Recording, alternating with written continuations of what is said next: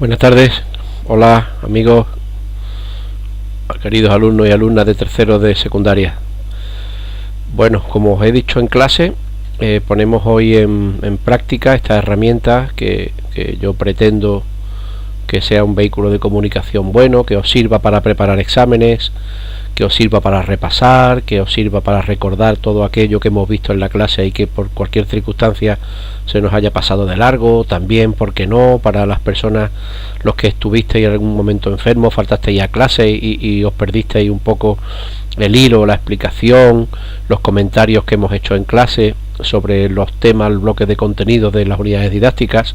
Pues pongo esta herramienta a vuestra disposición para que desde casa, con tranquilidad, cuando queráis, podáis ver de nuevo y repasar, poner fresco todo aquello que hemos visto.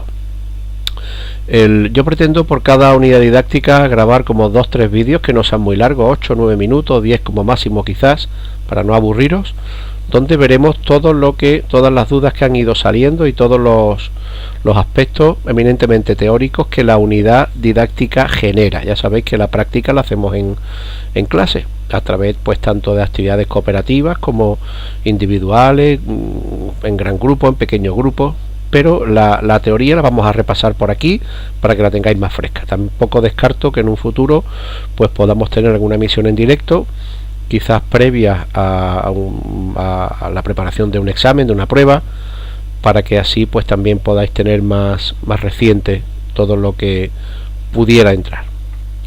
Bueno, vamos a empezar esta unidad didáctica número 1 primero con el primer apartado teórico que hemos visto y que en clase hemos tratado. Recordad que hemos salido a la pizarra, lo habéis expuesto a través de la petición de palabras y demás, y todo hemos ido aportando para dar una respuesta clara a lo que pretendíamos. Recordad que lo primero que hemos visto, que hemos tratado, han sido las variedades lingüísticas, que no son otra cosa que diferentes usos o las grandes diferencias que existen cuando usamos una misma lengua, y que podrían estar basadas pues en cuestiones geográficas. No es lo mismo el castellano que se habla en Andalucía que el que se habla en Navarra. También puede ser por cuestiones sociales.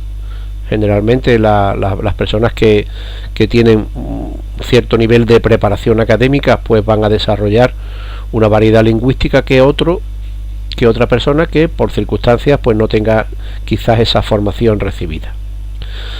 Aquí hablamos pues de dialectos, de sociodialectos, de niveles de uso, de jergas juveniles o incluso profesionales. Si vamos al médico y el médico pues nos habla, no te dice que tiene un dolor de cabeza, sino que puede tener una cefalea, pues a lo mejor esto forma parte de lo que es su jerga profesional, que la tenemos todos prácticamente en todas nuestras profesiones. Y también tenemos algún tipo de diferencia funcional, que depende de la situación comunicativa en la que nos encontremos. Recordad que aquí hemos visto los registros. No es lo mismo cuando vamos a establecer un diálogo pidiéndole a una persona trabajo, que el que podemos tener o que te dirijas a la directora del centro o a tu tutor o a tu profesor para reclamar cualquier circunstancia, que la misma situación que tú tendrías en el patio con tu compañero. Lógicamente habría que cambiar de lo que se llama registro. Ya sabéis que hemos visto los formales y los informales. Para resumir, los factores que explican este uso distinto de la lengua son 3: factores geográficos, sociales y funcionales. Bueno, después vimos lo que era la lengua estándar, que no es otra cosa que una variedad común de la lengua. La palabra estándar significa norma, que no depende ni del grupo geográfico, ni del grupo social, ni de la situación comunicativa, sino que es la que hablamos todos. ¿Y qué es una norma? Porque para seguir una norma, para seguir un estándar, hace falta saber qué es. Una norma no es otra cosa que el conjunto de reglas que te dice qué es lo que es admisible y qué es lo que no es admisible. Bueno, pues eso, yo creo que hasta ahora eso lo hemos visto bien y está claro y es sencillo de entender. Antes hablábamos de registro y decíamos que no es lo mismo cuando tú vas a dirigirte a la directora del centro que cuando vas a dirigirte a tu compañero para pedirle un trocito de bocadillo en el patio. En el primero de los casos usaríamos un registro formal y en el segundo llevaríamos a cabo un registro informal. Con que sepáis esto de esta parte de la unidad didáctica, a mí me parece bien, ¿eh? Muy bien. A continuación nos introdujimos en un apartado de la gramática referente a la estructura de las palabras. Y aquí vimos un concepto que es un poco árido de entender. Yo así lo entiendo, valga la redundancia también, ¿eh? O sea, no creáis que para mí también me parece árido. Pero sí quiero que tengáis claro que es sencillo. En el momento en el que os pongáis con esto, escuchéis esta grabación, lo repaséis en vuestro libro, en vuestros apuntes, y que luego en grupo lo trabajemos como ya de hecho lo hemos hecho en clase, pues va a quedar bastante claro. Mirad, hablamos del concepto de morfema, un concepto que no es fácil de entender, repito, insisto. Un morfema es la unidad lingüística común, mínima que tiene significado. Unidad lingüística mínima que tiene significado. Si no tiene significado, no es un morfema. Por supuesto, dentro de una palabra. Hay veces que los morfemas pueden coincidir con la palabra. Es decir, que una palabra sea un solo morfema. Por ejemplo, la palabra pez. ¿Por qué la palabra pez es un morfema solo? Porque no se puede descomponer. Si yo, por ejemplo, tengo la palabra mesita, sí que la puedo descomponer. Mes-ita. Pero la palabra pez no la puedo descomponer. Es de los casos en los que los morfemas forman parte, es una palabra, coincide con ser una palabra entera. Los primeros morfemas que vimos son los llamados morfemas léxicos, o también llamados lexemas o raíz, que no es ni más ni menos que es la parte de la palabra que nunca varía. Si yo tengo un grupo de palabras, como por ejemplo un campo léxico, para hablar con propiedad, aunque lo vamos a ver luego, un campo léxico compuesto por 5 o 6 palabras: casa, casita, caserón, casucha, caseta, caserío, la parte que siempre se repite es el morfema léxico, o también llamado raíz, también llamado lexema. Ya nos hemos puesto en clase de acuerdo, recordad, y vamos a llamar a esta parte que se repite siempre lexema o raíz. Pero luego hay otros dos tipos de morfemas, los llamados flexivos y los llamados afijos.